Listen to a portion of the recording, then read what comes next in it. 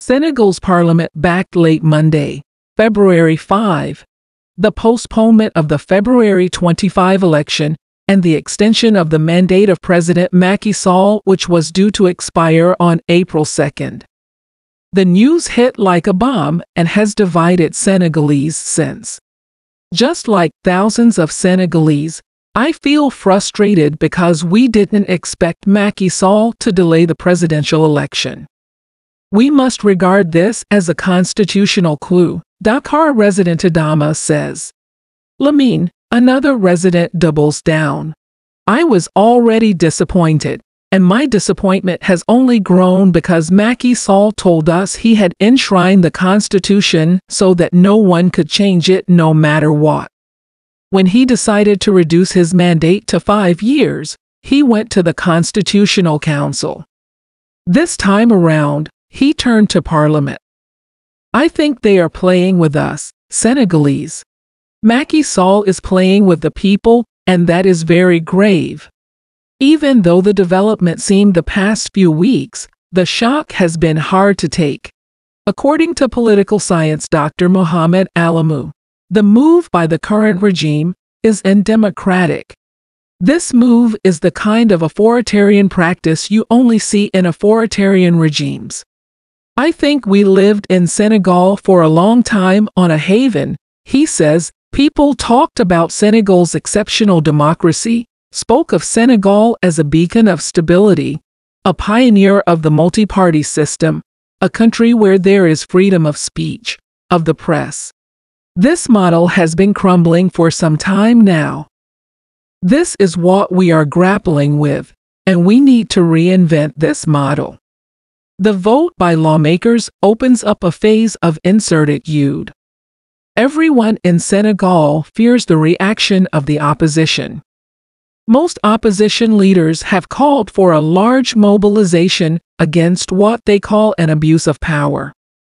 Senegal's parliament voted Monday to delay the West African nation's presidential election until December 15, in a chaotic voting process that took place after opposition lawmakers were forcefully removed from the chambers as they debated President Macky Sall's earlier decision to delay the crucial election. Security forces stormed the legislative building and forcefully removed several opposition lawmakers who were trying to block the voting process on the unprecedented delay of the presidential election, initially scheduled for February 25. The adopted bill extends Sall's tenure, which was due to end on April 2, until a new election. Authorities on Monday restricted mobile internet access amid growing protests by opposition supporters against the delay. As the lawmakers debated the bill, security forces fired tear gas at protesters gathered outside the legislative building. Many of the protesters were arrested as they poured into the streets of the capital, Dakar, burning tires and criticizing the country's leader. On Monday, 2 opposition parties filed a court petition challenging the election delay. It was not clear what would become of their request for Senegal's Constitutional Council to direct the continuation of the electoral process. Analysts say the crisis in Senegal is putting one of Africa's most stable democracies to the test at a time when the region is struggling with a recent surge in coups. Sall, who in July said he would not seek a third term in office, had cited an electoral dispute between the parliament and the judiciary regarding the candidacies as reason for the postponement, but opposition leaders and candidates rejected the move, calling it a coup. The African Union urged the government to organize the election as soon as possible and called on everyone involved to resolve any political dispute through consultation, understanding, and civilized dialogue. We will not accept a constitutional coup in this country. It is up to the people to come out and liberate themselves, said Guy Marius Sagna, an activist and opposition lawmaker, who was among the protesters.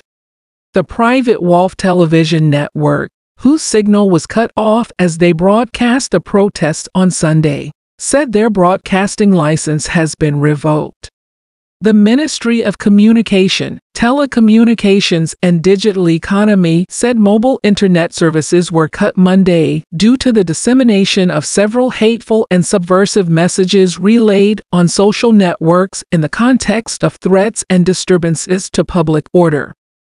The government's abrupt shutdown of internet access via mobile data and WALF TV's broadcasting constitutes a blatant assault on the right to freedom of expression and press rights protected by Senegal's constitution, Amnesty International's Regional Office for West and Central Africa said in a statement.